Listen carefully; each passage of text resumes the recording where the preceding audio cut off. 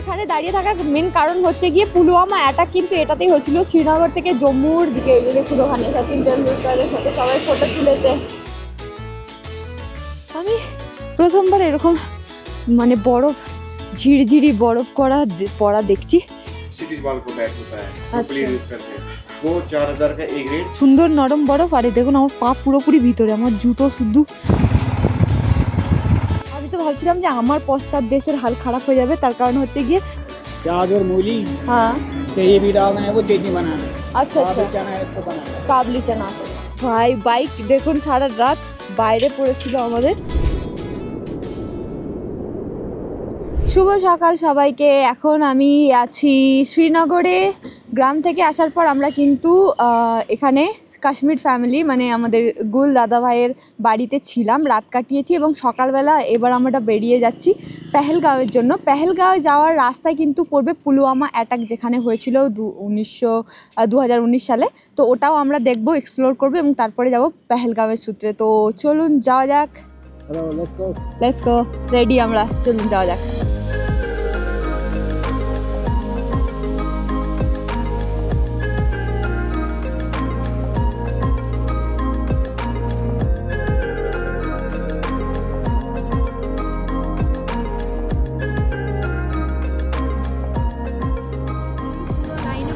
কেসার, কারণ এখানে জাফরানের চাষ হয়।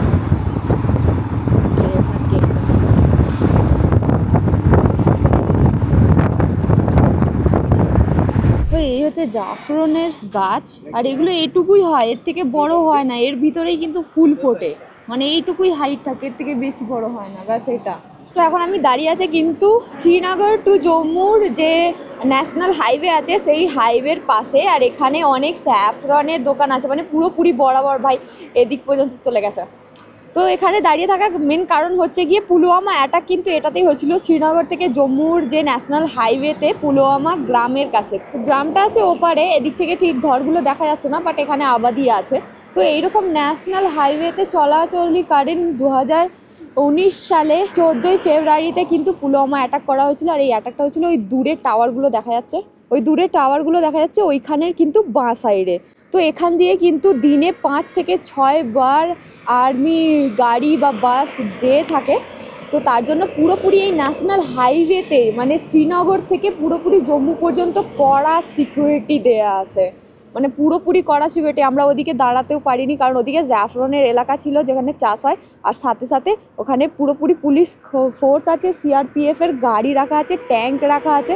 তো প্রত্যেক দিন কিন্তু 5 থেকে 6 বার কনওয়ে যায়, যার মানে হচ্ছে গিয়ে বেশিরভাগ গাড়র একটা গ্রুপ, মানে আর্মি নিয়ে অনেকগুলো বাস বা গাড়ি এখান থেকে কিন্তু শ্রীনগর থেকে জম্মু, জম্মু থেকে শ্রীনগর বা দিল্লি পর্যন্ত যায় সেই হিসাবে, কারণ আর্মি ক্যাম্পগুলো এখানেই আছে। সেই রকমই একটা দিনে মানে যখন কিন্তু ভ্যাকেন্সগুলো যায়, তখন কিন্তু চারিদিকে যে এই যে রুট আছে দুদিকে আর কি গাড়ি যাতায়াত করছে, এই গাড়িগুলো কিন্তু বন্ধ করে দেওয়া হয়, আর স্পেশালি কনওয়ের জন্য কিন্তু রুট ফাঁকা করে দেওয়া হয়, আর তখন ওটা যায়। তো সেই সময় এবং ট্রাফিকও দাঁড়িয়ে থাকে। তো 2019 সালে 14ই ফেব্রুয়ারি কী হয়েছিল, এরকম নর্মালি ট্রাফিক দাঁড় করানো হয়েছিল কনওয়ে যাওয়ার জন্য। আর সেই সময় তার মধ্যে কিন্তু গাড়ি ছিল এবং গাড়িগুলোর মধ্যে প্রায় 70 জন সিআরপিএফ ছিলেন, এবং তার মধ্যে থেকে কিন্তু জখম হয়ে গেছিলেন 40 জন মারা গিয়েছিলেন, বাকিজন বেঁচে গেছিলেন। তাদের কিন্তু ক্ষত অনেক গুরুতর হয়েছিল এবং অনেকজন ভালো অবস্থাতেও ছিলেন। তো সেই যে মর্মান্তিক ঘটনাটা ঘটেছিল ওটা মানে জায়গাটা দেখার জন্য আর কি এসেছিলাম আমি এখানে। তো ওই দিনটা কিন্তু কেউ ভুলবে না।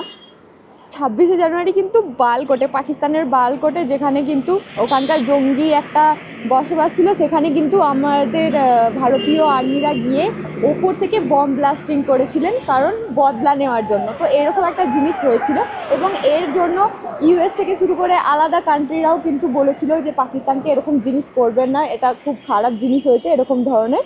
কিন্তু মেন কথা হচ্ছে পাকিস্তানের কথা ছিল যে আমরা করিনি, এতে আমাদের কোনো হাত নেই, এই যে পুলওয়ামা অ্যাটাকটা হয়েছিল এর মধ্যে আমাদের কোনো হাত নেই এরকম বলেছিল। কিন্তু এটা পাকিস্তানেরই কাজ ছিল সেই হিসাবে আমার মনে হয়, এবং সবাই সেটাই জানেন। 40টা জওয়ান ওই দিন আমরা লস করে ফেলেছি। এতটাই মর্মান্তিক ঘটনা। আর এইরকম একটা জায়গায় হবে বলে কেউ কখনো এক্সপেক্টই করেনি, আর ওই দিন হবে বলে কোনো এক্সপেক্টই করেনি। আর এই হাইওয়ে পুরোপুরি কিন্তু মাঠের মাঝখান দিয়ে, মানে পুরো দুদিকে ক্ষেত এবং মাঝখান দিয়ে এই হাইওয়ে। এখন সিকিউরিটি পুরোপুরি করা হয়েছে, করা হয়েছে ওই অ্যাটাকের পর। কিন্তু এখান দিয়ে যখন ভেহিকেলসগুলো যায়, মানে লম্বা এতগুলো আর্মি গাড়িগুলো যায় যখন প্রোটেকশনের সাথে, তখন কিন্তু কাছ থেকে শ্যুট করা যায় না। আমরা ওয়েট করছি যে যদি কোনো ভ্যাকেন্সের আসে, মানে আবার ওরকম যায়, তাহলে আমরা দূর থেকে শ্যুট করতে পারবো। শ্যুটের কিন্তু অ্যালাউ নেই, ঠিক আছে? আমরা এখন দাঁড়িয়ে আছি এখানে, দেখা যাক কী হয়, আমরা দেখতে পাই কি না। मसाला की रोटी बोलते हैं मसाला मसाला की रोटी ये कितना 20 का।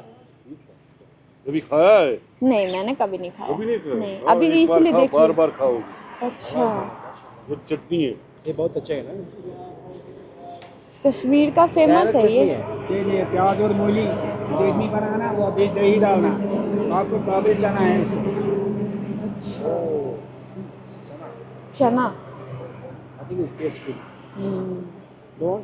ये अच्छा वाला चीज़ है, मिलावट के भागे। हाँ जी Japan ताता कश्मीर से वो हाथ से बनाया रोटी कुड़का इरुवा या अरे वाह, नानार चोख तो पूरा सबुज रंग। अस्सलाम वालेकुम, आपका नाम? गुलाम मोहम्मद। गुलाम अहमद। वाह, आपकी आंखें बहुत खूबसूरत यहाँ हैं। की बोलते हैं वो प्याज और मूली मसाला बनाना है इसको, हाँ। कश्मीर को बेचता है इसको। अच्छा, ये इसमें क्या क्या डालते हो आप? प्याज और मूली, हाँ, दही भी डालना है, वो चटनी बनाना है। अच्छा काबुली अच्छा, चना है, इसको बनाना है। काबली चना से। अच्छा, बहुत सही। ये अच्छा वाला चीज़ है, मिलावट के भागे। मिलावट के बगैर है, प्योर है। खुद हाथ से बनाया घर से। खुद हाथ से आप बनाते हैं, फिर बिकते हैं। दिन में कितना बिक जाता है? 2000-3000 रुपये बेचता है। अगर लोग ज़्यादा हो तो ज़्यादा तब खाते हैं। তো 20 টাকা একটা রুটি। তো এটা কিন্তু পিওর, নানা নিজে তৈরি করেন। শুক্রিয়া। কাওয়া কাওয়া প্লেস, এখান থেকে একটা কাওয়া খেয়েছিলাম ভাই, কিন্তু লোকটাকে দেখতে পাচ্ছি না। वो हमने एक कावा पिया था, वो कितने? আচ্ছা, তিনি বলছেন এটার কোনো পয়সা নেন না, কমপ্লিমেন্টারি বলে চলে গেলেন একজন, ওই গাড়িতে বসে গেল। জানি না, আমি কিন্তু একটা কাওয়া খেয়েছিলাম, 20 টাকা বলছিল। এখন কাউকে দেখতে পাচ্ছি না, উনি বললেন যে কমপ্লিমেন্টারি।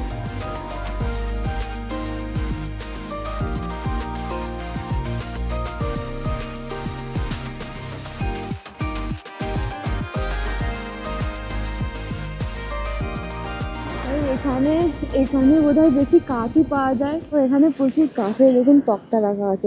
এই জায়গাটা কাঠের জন্য ফেমাস। আর প্রত্যেকটা দোকানে কিন্তু ব্যাট তৈরি করে রাখা আছে, কাঠের যাবতীয় জিনিস করা আছে এই পুরোপুরি এলাকার মধ্যে। রাস্তা দিয়ে যাচ্ছিলাম, কেশর ভ্যালি দেখার পরে পুরো রাস্তায় পড়লো নজর, এরকম কাঠ সাজানো আছে সারি সারি, আর ব্যাগ সাজানো আছে। তো এটা হচ্ছে কাঠ ফ্যাক্টরি, এখানে একটা হচ্ছে সবচেয়ে বড় কাঠ ফ্যাক্টরি। আর এখানে সচিন তেন্ডুলকার এসেছিলেন, ওনার ছবি এবং অনেকের ছবি দেখা যাবে। এখানে ইন্ডিয়া টিমের আছে চারিদিকে, এই যে দেখুন ওখানে সচিন তেন্ডুলকারের সাথে সবাই ফটো তুলেছে ওখানে। এখানে ব্যাটের ডিজাইন দেখে একবার, প্রচুর ব্যাটের দোকান দেখে ওই জন্য আমরা থামলাম। কাঠ কাটা হচ্ছে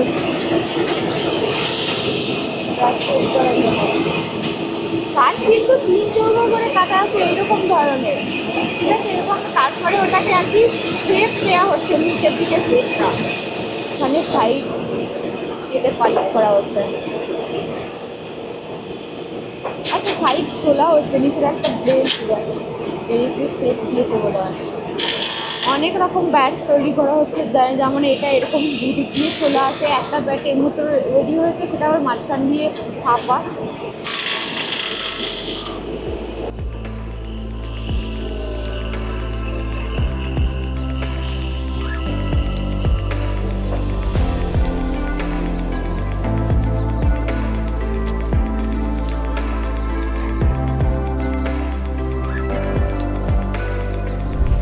পালিশ করা হচ্ছে, কিন্তু ব্যাটের ওয়েট ওখানে কমানো হচ্ছে। ওই জিনিসটা করে মাঝখান দিয়ে কিন্তু গর্ত করে দিচ্ছে, আর এইদিকে পালিশের কাজ করতে পারে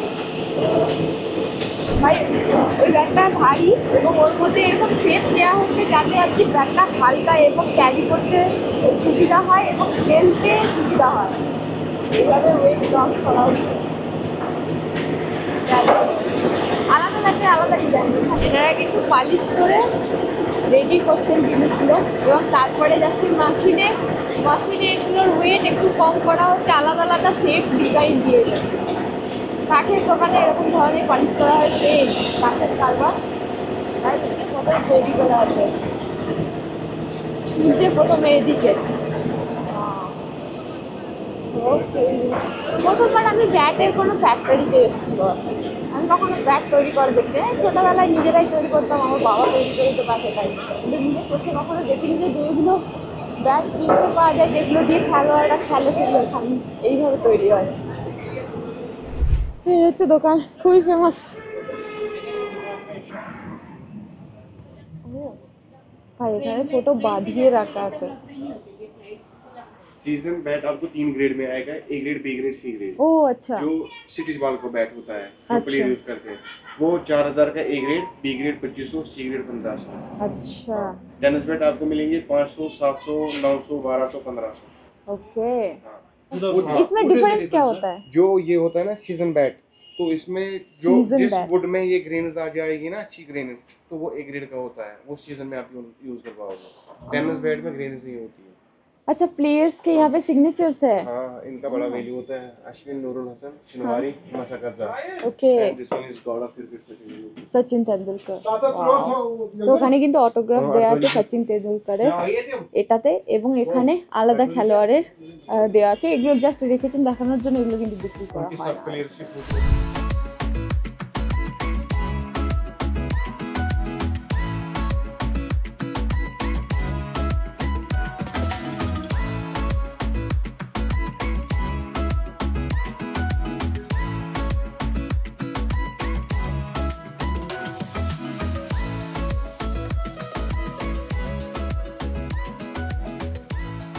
পুরো হাওয়া বইছে, সাথে সাথে বরফ চারিদিকের পর্বতে।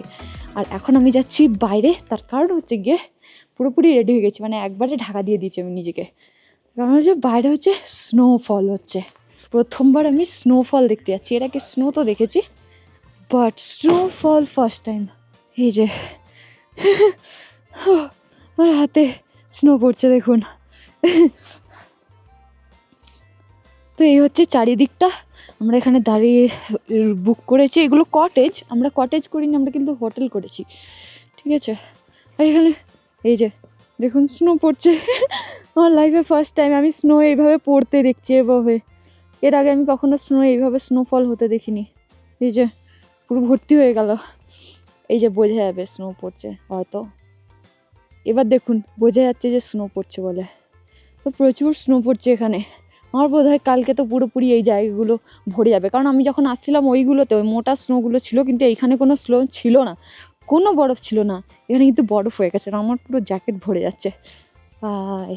সুন্দর, ওদিকটা যাই।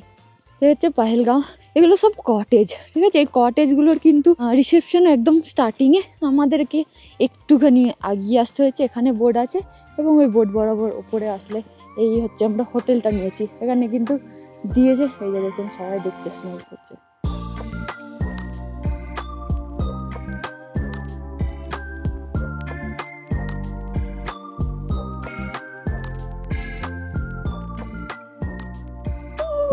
খুব সুন্দর, এই দেখুন গাছে।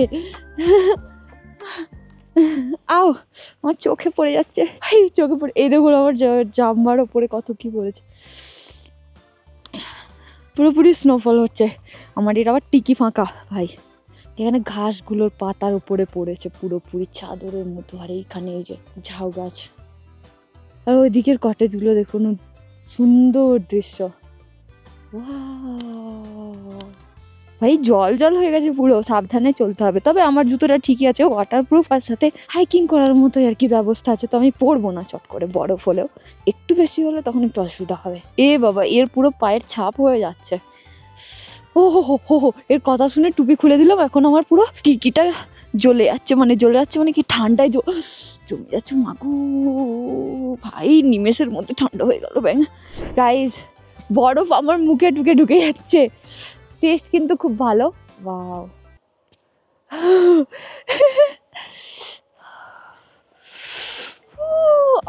মাই আইজ।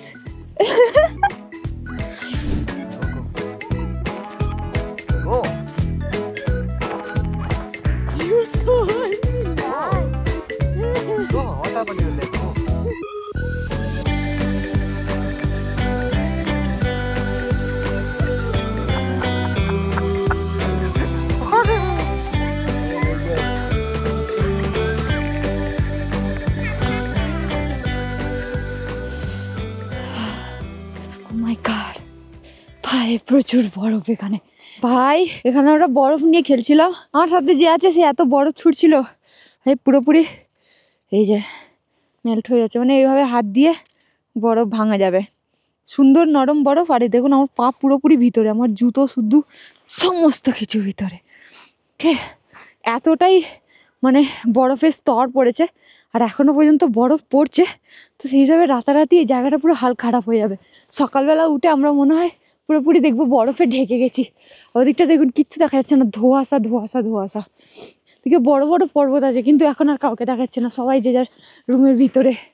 মাই গড, ও মাই গড, এই আমি একটা পাইন ফল পেয়েছি, এটাকে আমি এখানটা পুঁতে দেবো, কালকে এসে দেখবো সকালবেলা কি হয়ে আছে।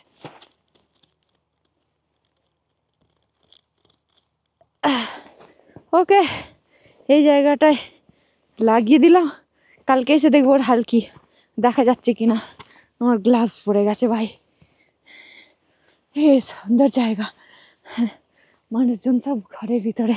আমি প্রথমবার এরকম মানে বরফ ঝিরঝিরি বরফ পড়া দেখছি। এর আগে আমি কখনো এরকম অভিজ্ঞতা এক্সপিরিয়েন্স করিনি। এর আগের ভিডিওতে আমরা গেছি বরফ পড়ে থাকতে দেখেছি, কিন্তু এই যে বরফের বৃষ্টি হচ্ছে এই জিনিসটা দেখিনি। ভালো লাগলো, চোখে মুখে সব জায়গায় পড়ছে, টেস্ট খুব সুন্দর। জিভের মধ্যে 6-7 ফোঁটা পড়লো, টেস্ট ভালো। হ্যাঁ, কে যাই এখন আমি রুমের ভিতরে।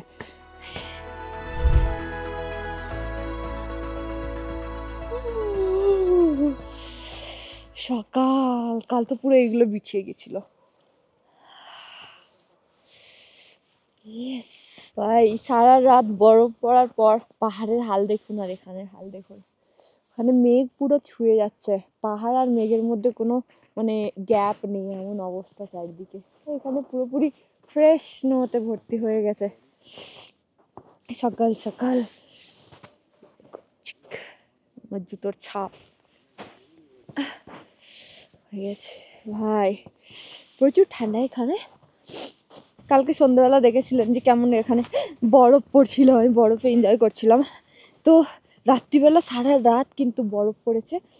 এই যে এদিকে ছাদগুলো আছে এখন বরফ গলে গেছে, তার কারণ সকাল থেকে প্রচুর তাগড়া রোদ ছিল, বরফ অনেক গলে পড়ে গেছে। কিন্তু রাত্রিবেলা পুরোপুরি সাদা চাদরে মুড়ে গিয়েছিল এইসব জায়গাটা। এখানটা কিন্তু দেখতে পাবেন আপনারা, পুরোপুরি বরফ আছে। দেখা যাক, আমাদের সেই যেটা বলেছিলাম যে দেখবো সকালবেলা উঠে কি অবস্থা। আচ্ছা, এটা এখানে স্টিল দাঁড়িয়ে আছে।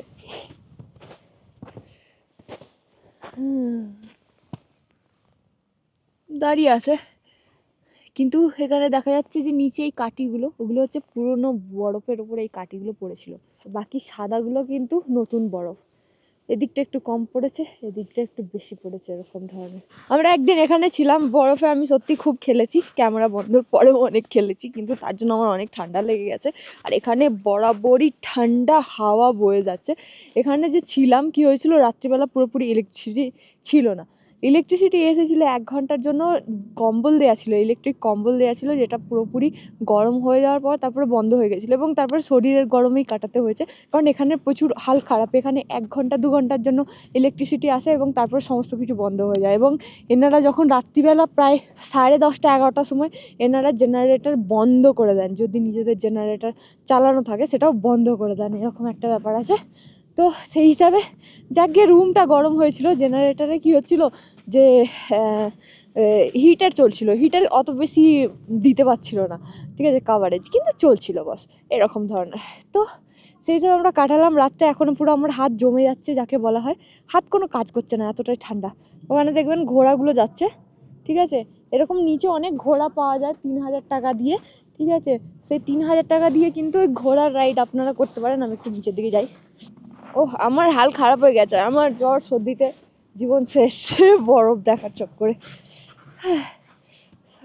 তো এটা হচ্ছে হোটেল, আপনারা যখন বুক করবেন খেয়াল রেখে বুক করবেন। এটা হচ্ছে হোটেল, হোটেলের রিসেপশন হোটেলেই আছে। আর এগুলো হচ্ছে কটেজ, কটেজের আলাদা বুকিং হয়, হোটেলের আলাদা বুকিং হয়। আমরা অ্যালপিনোতে হোটেল বুক করেছি, আমরা ভালো হয়তো কটেজ দেবে, কিন্তু দেয়নি আমাদেরকে, তো আমাদেরকে হোটেলই কাটাতে হলো। তো এই হচ্ছে কটেজের আলাদা।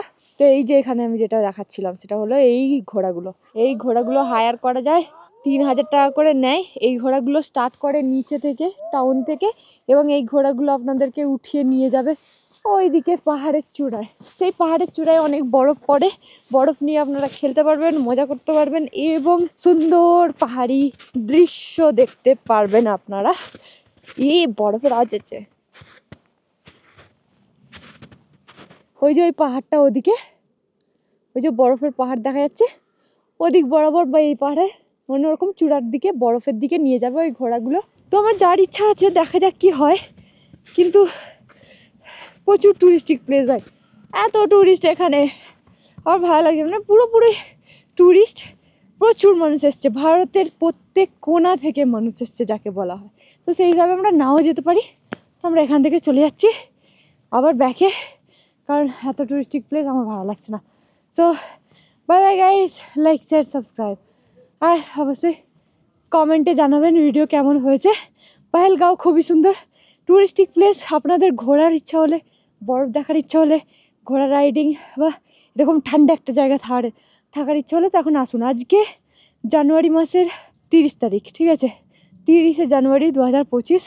আজকের বরফের হাল এরকম দেখুন এখানে পাহেলগাঁওয়ে। গাইজ এখন আমরা চলে যাচ্ছি, মেন কথা যার জন্য ওপেন করলাম তার কারণ হলো যে এখানে পার্কিংয়ের ব্যবস্থা নেই, কার বা বাইক যাই আপনারা নিয়ে আসেন, এখানে পার্কিংয়ের ব্যবস্থা নেই এই পুরো অ্যালপর্নো হোটেলে। ও তো আমি তো ভাবছিলাম যে আমার পশ্চাৎ দেশের হাল খারাপ হয়ে যাবে, তার কারণ হচ্ছে গিয়ে আমাদের বাইক, ঠিক আছে, সারা রাত বাইরে ছিল, আর এইভাবে আপনারা পার্ক করতে পারেন, মানে এখানে পার্ক করতে পারেন। I did not put. Oh my God, see here. Put my back only.